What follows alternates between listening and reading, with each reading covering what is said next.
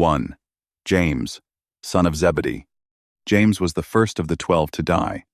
This is one of the rare cases where the Bible actually records an apostle's execution with specific details, a name, a method, and the person who ordered it.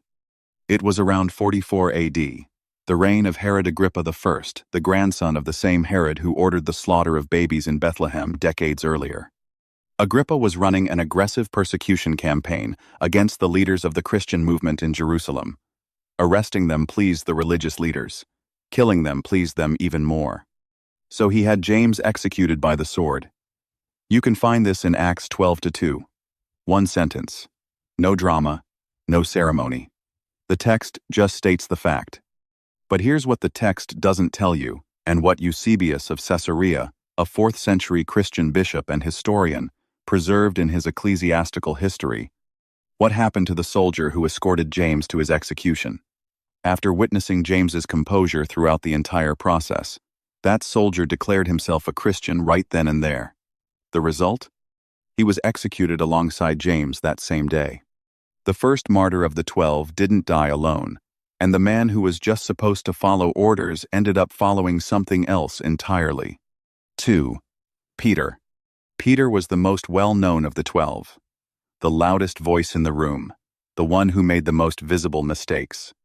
The one who denied Jesus 3 times in a single night, and the one Jesus still chose as the foundation of his church. Peter's end had actually been described before it happened.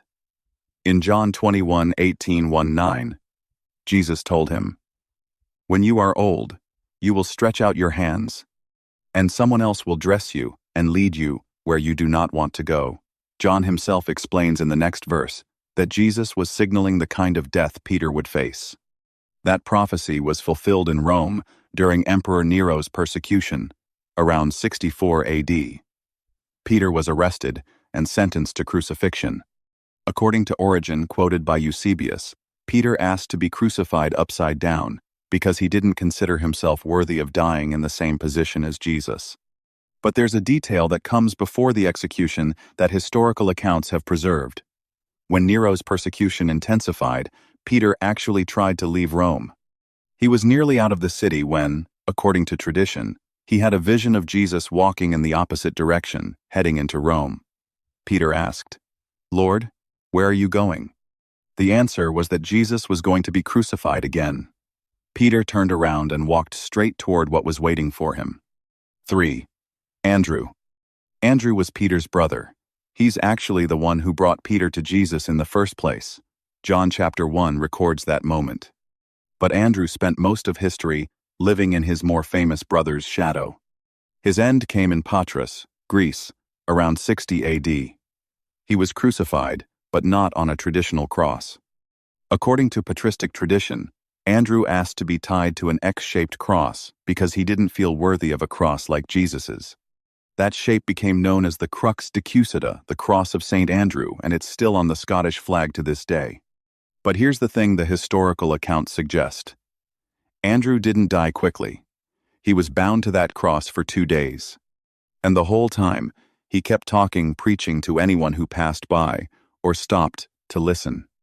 The Roman governor who ordered the execution actually tried to have him released on the second day, pressured by the crowd that had gathered around him.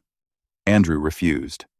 2 days on a cross, and when the way out appeared, he turned it down. 4. Philip. Philip was one of the first people Jesus called. John chapter 1 records that moment. He was from Bethsaida, the same hometown as Peter and Andrew. And like Andrew, he's one of those names people recognize but don't know much about. Historical tradition places Philip's end in Hierapolis, a city in what is now modern-day Turkey, where he reportedly preached for years before being arrested. The method of execution varies by source, crucified or hanged, depending on which account you read. What the tradition consistently agrees on is that Philip died in Hierapolis around 80 AD. One honest note here, though. Philip is one of the apostles with the most conflicting information in the historical record. There's also a common mix-up between him and Philip the deacon, a completely different person mentioned in Acts. The most widely accepted tradition still places the apostle Philip in Hierapolis, and that's the version history has preserved. 5. Bartholomew, also known as Nathanael in the Gospels, Bartholomew came to Jesus with some serious skepticism. When Philip told him they'd found the Messiah, Bartholomew shot back, "Can anything good come out of Nazareth?" That's John 1:46. Jesus saw him coming and said, "Here is a man in whom there is no deceit." Bartholomew's end was in Armenia, and it was the most brutal death on this entire list. According to the Roman martyrology and the tradition of the Armenian Apostolic Church, which honors Bartholomew as one of its founding figures, he was flayed alive before being beheaded. The Armenian Apostolic Church still exists today. It's over 1,700 years old and one of the oldest churches in the world. They don't preserve this tradition as a legend. They preserve it as the foundation of their own history. Bartholomew started out questioning whether anything good could come from Nazareth. He ended up being one of the most documented martyrs of the 12 on the other side of the known world in one of the most extreme executions in ancient history. 6. Matthew. Before he was an apostle, Matthew was a tax collector for Rome, in Capernaum. In first-century Jewish society, that made you about as socially toxic as it gets. Tax collectors were seen as collaborators with the Roman occupiers, and they often skimmed extra money off the top for themselves. Jesus called him while he was sitting at his tax booth. Matthew got up and followed. That's Matthew 9-9. Matthew is the author of the first Gospel, the book that opens the New Testament and begins with the genealogy of Jesus all the way back to Abraham. As for his death, the historical tradition is less precise than some others on this list. Clement of Alexandria and the Roman martyrology both indicate Matthew was martyred by the sword, but they disagree on where Ethiopia or Persia, depending on the source. The one thing every account agrees on, he was martyred. No version of the historical tradition has Matthew dying of natural causes. The man who documented Jesus' life in more genealogical and prophetic detail than anyone else left almost no details about his own end. 7. Thomas. Thomas was pierced by spears in Mylapore, a neighborhood that today is part of Chennai, India, around 72 AD. Tradition says he was on a hill outside the city, praying, when the soldiers arrived. History tagged him as the doubter, the one in John chapter 20, who demanded to see the nail marks before he'd believe in the resurrection. But that same man traveled further than any of the other 12. While Peter went to Rome and Andrew went to Greece, Thomas crossed the known world and established Christian communities in India, communities that exist today, with an unbroken history of nearly 2,000 years. When Portuguese missionaries arrived in India in the Flot to 16th century, they found Christians already there, people who traced their faith directly back to Thomas's preaching. And in 1986, Pope John Paul II visited Thomas's tomb in Chennai and formally recognized that tradition.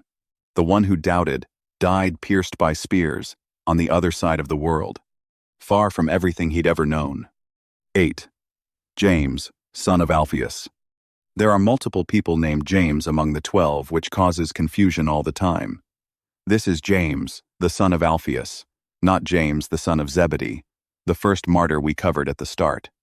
Tradition calls him James the Less, probably just to distinguish him from the other one.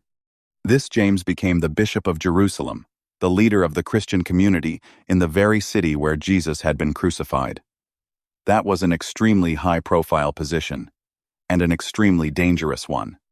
Around 62 AD, he was taken to the top of the temple in Jerusalem and thrown off. He survived the fall. Then they stoned him. He was still alive. That's when a man in the crowd used a fuller's club, basically a heavy laundry bat, to deliver the final blow. What makes this case different from every other one on this list is that we're not relying only on Christian sources. Flavius Josephus, a first-century Jewish historian who was not a Christian and had zero interest in promoting the Christian movement, recorded James's death in his Jewish Antiquities, Book 20, Chapter 9, Verse 1. He describes him as the brother of Jesus, who was called Christ, and says he was condemned by the high priest Ananias and stoned. A historian who didn't believe in Jesus confirmed the death of one of his followers. That's not nothing. 9. Simon the Zealot. The name carries history with it. Zealot, from the Greek zelotes, was the name given to members of a first-century political and religious movement that preached active, armed resistance to Roman occupation in Israel. These weren't just passionate believers. These were radicals willing to use violence to achieve independence. Jesus chose one of them for the 12. And on that same list, he put Matthew, who collected taxes for the Romans. These two men lived side by side for years. Historical tradition places Simon in Persia, where he was reportedly martyred alongside Jude Thaddeus, who we'll cover next. The method recorded by the Roman martyrology, sawed in two. That is the most extreme image on this entire list, and the sources presented exactly that way. No dramatization, no glamour. Despite that, Simon has the thinnest documentation of anyone in the 12. Outside of his name and his title, the New Testament says nothing about him beyond the lists of apostles. The man who probably came to Jesus with a vision of armed revolution left history almost without a trace, except for the end, the tradition recorded. 10. Jude Thaddeus. Just to be clear, this is not Judas Iscariot. There are two different men named Judas among the 12. Jude Thaddeus is also called Lebbaeus in some manuscripts and appears in the apostle lists in Matthew and Mark. He's also the one in John chapter 14 who asks Jesus, "Lord, why do you intend to show yourself to us and not to the world?" Jude Thaddeus reportedly worked alongside Simon in Persia, and according to tradition, the two were martyred in the same place at the same time. The method attributed to Jude's death varies arrows or axe blows, depending on the source. The Armenian Apostolic Church, the same one that honors Bartholomew, also includes Jude Thaddeus as a co-founder of Christianity in Armenia, right alongside Bartholomew. Two apostles who reportedly arrived in the same territory, preached together, and left behind one of the oldest churches in the world. 11. John, son of Zebedee. John was the brother of James, the first martyr on this list. Both were sons of Zebedee, fishermen on the Sea of Galilee, called by Jesus while they were mending nets with their father. Mark chapter 1 records that moment. John was the only one of the 12 who stayed at the foot of the cross while Jesus was dying. Everyone else ran. John stayed. And it was to John that Jesus from the cross entrusted the care of his own mother. That's John 19:26, 2:7. And John was the only one of the 12 who wasn't killed. Not for lack of trying, though. Tertullian, a first-century Christian theologian, records that John was thrown into boiling oil by order of Emperor Domitian in Rome and came out unharmed. Domitian then exiled him to the island of Patmos, a rocky island in the Aegean Sea used as a Roman penal colony. That's where John wrote the book of Revelation. After the exile, he made his way to Ephesus, on the coast of modern-day Turkey, and lived to an old age. He died of natural causes. The only one who stayed at the cross when everyone else fled was the only one who didn't meet a violent end, though his journey was far from easy. 12. Matthias. Finally, we have a disciple who wasn't on the original list, but earned his place on it. He came in as a replacement for Judas Iscariot, who, after betraying Jesus, hanged himself and then fell into a field.